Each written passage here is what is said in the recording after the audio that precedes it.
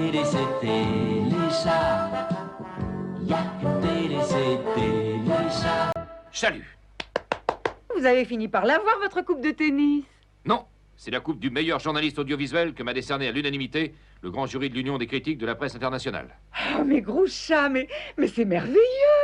Non, que je sois un bon journaliste, je le savais.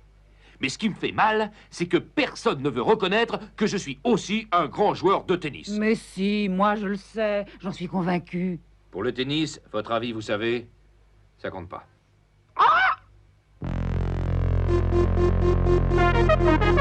Tout le monde a suivi avec enthousiasme la finale du Pestou, le jeu qui rend fou, et dont les premiers prix, je le rappelle, étaient un voyage éclair au Japon. Raymond et Sophie sont de retour et vont nous raconter ce qu'elles ont vu là-bas.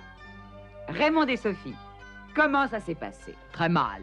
Pas très bien. Ah bon, vous étiez mal logés. Non, rien à dire contre les tiroirs japonais. L'eau de la vaisselle n'était pas à la bonne température. C'est pas ça. Mais vous croyez que c'est facile d'attraper des grains de riz pour une fourchette? Il me glissait entre les dents un cauchemar. Ah, effectivement. Et vous, Sophie? Je me suis ennuyée. Je n'avais rien à faire. Mais enfin, les dîners avec les geishas, les bouquets de fleurs, les services en porcelaine fine, c'est pas rien tout ça. Ils sucrent pas le thé là-bas. Ils ont des tas de cérémonies. La cérémonie du thé, mais c'est très beau. Décrivez-la nous. Je n'ai rien vu. Ils m'ont jamais sorti du tiroir. J'ai juste entendu parler dans une langue bizarre. Mais pour moi, le vrai thé, c'est anglais, avec du sucre et de la crème. Merci Raymond, merci Sophie pour vos débuts de grand reporter à Téléchat. Je passe l'antenne à Groucha, qui assiste au championnat du monde de plongeon en hauteur dans la cuisine. À vous, Groucha. Eh bien oui, Lola. Nous venons de terminer les figures imposées où le pain de mie de campagne a triomphé assez aisément de son concurrent, le pain de seigle. C'était beau quand même. Faut le faire.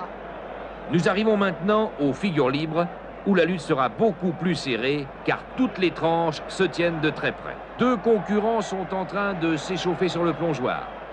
Ils se concentrent. Attention, ils fument, ils sautent. Double vrille torsadée avec finale en piqué du champion campagnard. Le pain complet a raté son Christiania looping inversé qui est d'habitude le seul à réussir. Il n'y arrivera jamais s'il s'y prend comme ça. Il aurait dû partir sur le côté. Les deux concurrents suivants ont pris place dans le plongeoir. Le pain au raisin est en pleine forme. Et j'aperçois à gauche le pain de noix qui s'est allégé pour le concours en se débarrassant des miettes superflues. De toute façon, c'est truqué. J'y crois pas. Ils se sont envolés. C'est superbe. Du plongeon en hauteur comme on aimerait en voir tous les matins. Ils ont réussi l'axel croisé, tête en bas, et le salto mortalé inversé qu'ils avaient choisi d'effectuer. Il sera très difficile de les départager. Il y a photo finish. Ouais, c'est combine et compagnie, hein. Tout ça, c'est arrangé. Silence, Micmac. C'est beau le sport. Gâche pas le plaisir. Je vous rends l'antenne, tandis que le jury délibère. Ici, la cuisine, à vous, les studios. Aujourd'hui, l'ourdivin, c'était la Saint-Bulldozer. Bonne fête à tous les bulldozers. C'est Groucha. Ici, Groucha. C'est le pain au raisin qui a gagné. Bonne fête, les bulldozers. Chalut, à demain, si on veut bien. Il y a bien 36 sortes de chats. Des petits, des gros, des angora. Chat de gouttière et chasse-à-moi. Il y a qu'une télé, c'est Téléchat. Tiens, prends mon verre, j'en ai plus envie.